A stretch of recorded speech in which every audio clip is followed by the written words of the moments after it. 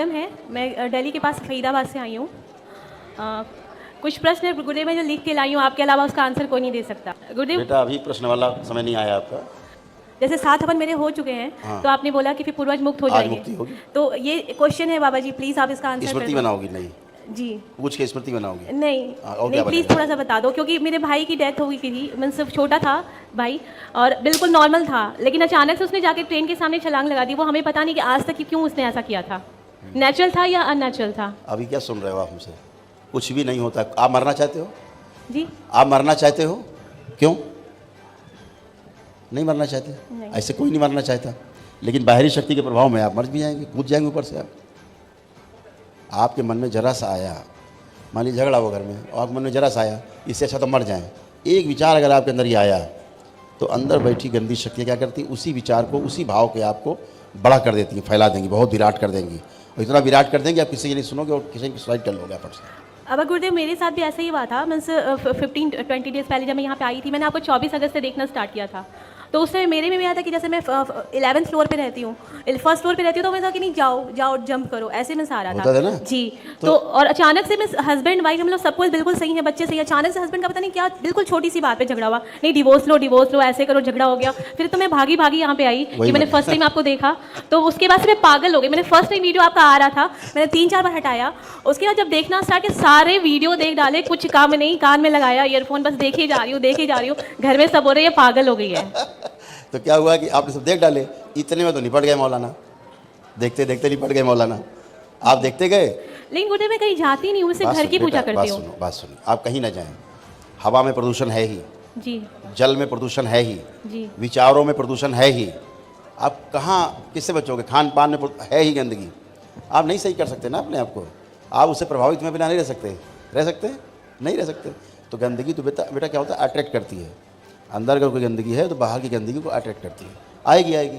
पितरों में गंदगी है तो बाहर से गंदगी बुलाते हैं, खींचते हैं, तो आपको परेशानी होती है इसी से।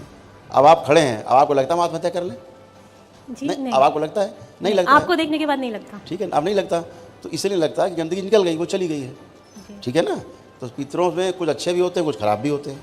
अच्छे वाले खुद कुटते पिटते रहते हैं अंदर खुद ही, बदमाश वाले उनको बांध के रखते हैं, और गला में ऐसा लगता है कि कोई खींचे हुए खड़ा है ऐसे, तो और सर में बिल्कुल भारीपन जैसा लगता है कि पानी भरा जैसे ही पड़ा है। आपकी सारी प्रक्रिया पूरी हो जाएगी, आप एकदम अच्छे खड़े होंगे, एकदम फ्रेश खड़े होंगे, कुछ नहीं होगा जी, एकदम फ्रेश।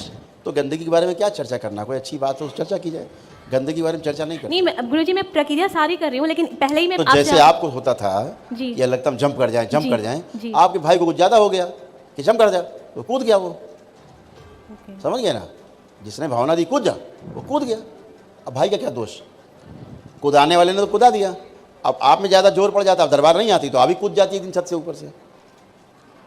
लोग कहते आत्महत्या के लिए पता नहीं क्या बात थी जी, कोई बात नहीं होती, कोई बात नहीं थी।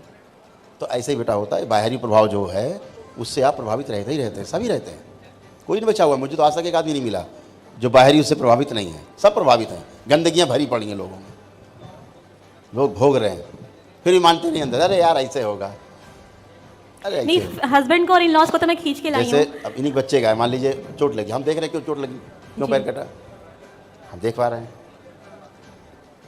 अब क्यों का कारण हमें पता है, सभी के क्यों का कारण हमें पता है, दरबार को पता है पूरी बात कि ऐसा क्यों हुआ। और गुरुदेव एक बात और थी, लेकिन आदमी अपने को, अरे हम तो ठीक है, हमें कोई दिक्कत नहीं, ठीक है। एक बात और थी, जैसे कि मैंने जबोंग में अमेरिकन एक्सप्रेस वे में काम किया था, वो काम भी छूट गया। फिर मैं लॉयर हूँ, तो द्वारका कोर्ट में सारे NCR कोर्ट में काम करती थी, वो भी काम छूट गया। फिर अगर बच्चा छोटे होने की वजह से मैंने अपना बिजनेस स्टार्ट किया, सारी पूंजी उसमें लगा दी है। तो जैसे आपसे गाइडेंस चाह रही थी कि मीन्स लॉकडाउन की वजह से लॉस चल रहा है, तो मैं उसको कंटिन्यू करूँ या छोड़ दूँ? अभी बात सुनिए, देखो अभी क्या है, अभी आप पूरी हो नहीं जी, अब कड़वी बात बताएं जी, अभी आप बात तो कर रही हो, लेकिन आप पूरी नहीं खड़ी हो, मुझसे बात कर रही हो जी, अभी आप आधी अधूरी हो, आधी अधूरी बात कोई और कर रहा है हमसे। इसलिए जब आप स्मृति चिकित्सा करके आप आते हैं, आरोग्य कामन करके, फिर मुझसे मिलते हैं, उस समय आप पूरे होते हैं।